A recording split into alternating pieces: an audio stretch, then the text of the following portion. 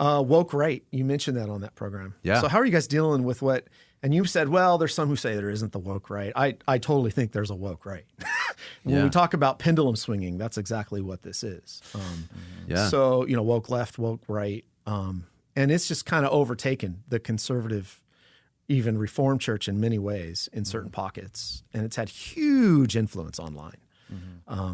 We had David Bahnsen on, and he's against a lot of the Christian nationalist stuff. That was a good discussion because he's like, he's a post-mill guy, and his father was Greg Bahnsen, so the apologist. So it was really interesting. But he totally would agree. There's this woke right thing. So how are you guys? Are you guys going after that? Yeah, I think so. Yeah, we are. Yeah, getting back to definitions of like what woke is, like the woke left, I think it's very much this movement of race essentialism, that who you are is like your skin color is like one of the most important identifiers of like who you are. Yeah, and I think immutable characteristics define you. Yes, and I think we're seeing that on the right now because maybe it's a reaction to the left. They're like saying, "Oh, if you think it's essential, sure, let's do that." We at the Babylon Bee, we're definitely against that. It's we're all the same. We believe in actual diversity. Yeah, that's funny. I agree. I think it's like essentialism, or it's the white kind of nationalism, or the woke right is victimization too. So that's kind of how you define it. It's like just like being a victim based on your skin color on the right. It's kind of like probably a fairly good definition. Yeah. I don't know if it's it is. It's so interesting how both extremes are all dealing with skin color. It's so shallow both ways. It's literally skin deep. Yeah, exactly. Exactly. Yeah, it's so crazy. But so I think we are going after those folks too. Unfortunately, I think we're pretty fractured on the right side of the political spectrum into this group and then this group and this group. So we're kind of in a sort of weird time. We're not really unified. So that's true. Yeah, that's true. And we get people that are fans that like a lot of our stuff, but not all of it. And and some of those people are kind of woke right people, easily offended. That's another thing too. Yeah, another signifier. Very thin-skinned. Yeah. Very thin-skinned, thin white skin. The woke right people have very thin. It happens as you get older and are an actual boomer. Yeah. So and these guys, like, if you're the tough guy, we're going to take over the culture. We're going to create this, Christian nationalist state and stuff. Like, Christian. You guys are awfully sensitive, online. Yeah. If they're going to take over, like, I think they need to get a little tougher. Well, one of your guys online. One of the main guys at Babylon Bee has kind of gone at it with Stephen Wolf. Yeah, Joel Berry. Joel Berry gets into battles with people. Yeah. It's awesome. Yeah. Why do you think politics, you think it's become a religion? Definitely not. I think it fits all the criteria for a religion. It's you have your priest class, and you have your dogmas that you can't deny, and sacraments. You even have your denominations and your tribes that you have to stick to, and sacred text. Yeah, absolutely. Yeah. I think the art of the deal is like the Bible. Yeah, correct.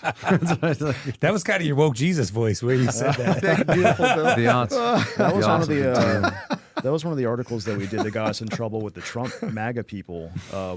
This might have been during the election or a couple of years before, but we ran an article about Liberty University changing the chapel window to have a big stained glass window of Trump. Yeah. And, because we're willing to poke fun at that. If we see someone being followed like a cult-like figure. And I love Trump as much as any other Trump fan. It's like the Trump voter or whatever you want to call it. as much. But not as much as to the point of like making him like my cult idol. You don't genuflect before him. No. I accept Trump into my heart. I do my daily Devo in the art of the deal. Art of the deal. Yeah, when it comes to that in politics, there definitely is idolatry. There definitely is a religious fervor to these things that we poke fun of. Yeah, absolutely. And an implicit faith. Speaking of Catholics, there's an implicit faith with some of these Trump people. Like, because he does it, I just blindly believe it. It must be the right thing. Absolutely. It's kind of scary. Yeah. It is interesting. And I think it's obvious on the left, you know? And Right. for the left, the people on the left, they point at the people on the right. They're like, it's obvious on the right. Look at how these people follow him. It's a cult of personality. And it's obvious on the left because they have their sacred texts like the Communist Manifesto. You know, these weird people. Utopianism and stuff. And so, like, I don't know. I think it's pretty, I think the human heart is an idol factory, obviously. And I think we can make religions out of pretty much anything. It's pretty easy. Yeah. American Idol can be a religion. Yeah, I just think politics is the new religion of our age. That's just everything's politicized to such a degree. That's why you guys are striking such a nerve. And I mean, like politics, you have your eschatology too. That's what I was just next. That was next on my list. Was I mean, like the eschatology is driving so much of this. Yeah. It's like your heaven and hell for if you're secular and you're really involved in politics is here. Your angels and your demons are here. You have to defeat the demons who are against you, and that's so you demonize the other side. The angels are everybody who's on your side. The world's going to end in fire unless you do something about it. So that's your end times is, you know, you got to do something about it. And if anyone's opposing you, you have to fight them. That's kind of where we're at right now. That's where we're at in the culture. But the hard part is when that's brought into the church. Like, how in the world am I mean, if you're just facilitating the cultural divide in the church and you're getting no reprieve from that, you're not preaching the gospel, I don't even know what the church is good for. You know, like we're supposed to minister the righteousness of Christ to the people. Our job is to preach the word of God in season, out of season. Our God is to minister the word, and our responsibility is to minister the word and sacrament. And, you know, the challenge is, and we feel this as pressure as pastors all the time. It's like, you know, you walk into many pulpits and they have adopted this whole approach, you know, of what's going on in the culture into the very ministry of the church, and you lose what the church is. You lose our uniqueness. You know? Yeah. It's a challenge. Yeah, you know, I think that it seems like in the church it's becoming less than it was in like 2020 because it was so insidious and so It's true. It kind of came in a sneaky way back then into the church, and everyone was like, what are you guys talking about? The gospel is a race thing now? Like, what are you guys talking about?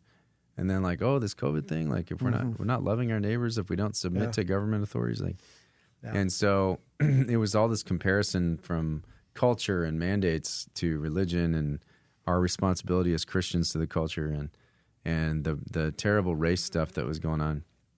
And they tried to push it on all of us. Like, if you're white, you're privileged. And I think that people have woken up a little bit to that. I don't see that as much in the church anymore. There's now actual diversity. People are coming under the banner of Christ for whatever their background. I think you're right. That shift has happened. It seems like, to me. I mean, and COVID's such a big factor in all this too. Like you guys had a lot of good articles coming out of COVID. That was that pressure release. There was so much pressure. So much. People needed it. Yeah. There was no sports even. Right. To like help with that. So like we were like the only game in town for a minute. Yeah. Yeah, we just kept going into the office. We didn't care. Oh, really? Wow. Oh, yeah. Yeah. That's awesome. I think we all had Nobody has a picture of Babylon Bee masked up. Well, there's pictures of us masked up, but probably in different sketches we've done. Yeah, making fun of it. True. We mock people with masks very much. Absolutely. Yeah. We stayed open. We were essential. We were essential. The whole time. More essential than most government organizations. But it was that's for great. sure. There was no traffic on the road.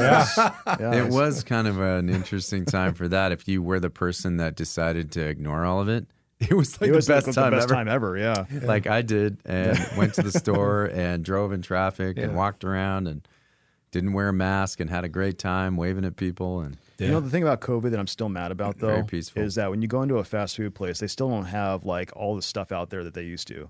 Like on the little table, you get your condiments, your napkins, your utensils. That bothers me that it's like all behind the counter. Yeah, yeah. I know, That's true. sucks. That's my axe to grind right now. It's At In-N-Out. I did go to a taco joint in Encinitas that had a salsa bar, and it's the first one I've seen in a long time. Wow. And I was like, Yeah.